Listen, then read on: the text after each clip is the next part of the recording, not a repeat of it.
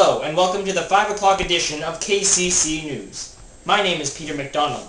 It's November 4th, in the fine year of 1979, but tonight, you're going to hear about some frightening developments involving the American presence in Iran. As you know, in January this year, Iran's Shah, Mohammad Reza Pahlavi, was ousted from power by the leader of the Islamic Revolution of Iran, Ayatollah Ruhollah Khomeini. America has been supporting the Shah for the last 8 presidencies. It seems that the violence, a group of Iranian revolutionaries made up of current students of the City University, as well as Iranian militants, surrounded the United States Embassy in Tehran. It seems that President Carter is going to have a lot on his hands now.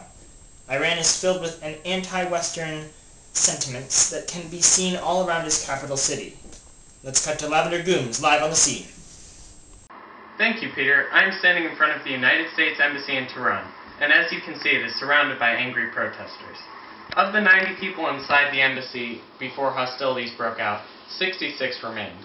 We do not have much information regarding the situation right now, but we do know that these remaining individuals have been taken hostage. The building was stormed by militants earlier today, and it is rumored that the Ayatollah incited the attack. As of now, there are protesters proclaiming death to America on the streets. After asking around, I found a protester who speaks English well enough to communicate the mentality of these crowds that stand outside this new symbol of Iranian hostility towards America. Sir, do you support what has happened here today? Yes, this is a nest of spies sent from America to try to tear down our Islamic regime. America is trying to ruin our new Islamic Republic. The Western menace will subvert all that Allah has claimed holy and right. Each day our forces grow stronger. Each day we move closer to our goal of driving the infidel from our motherland. We have shown that we are not afraid to resort to violence to accomplish our mission. But what do you think should happen to the hostages inside? They're just innocent Americans. There should be a signal to the West to stay out of our country. No longer can they stay here. They must be put to death immediately. It will be an example for all Islamic states to destroy Western influence.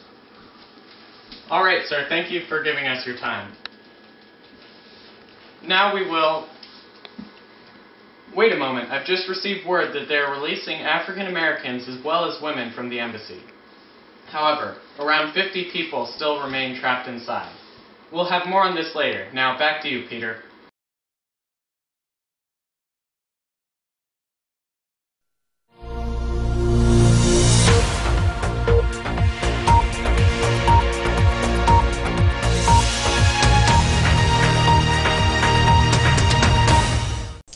Welcome to the 2 o'clock edition of KCC News.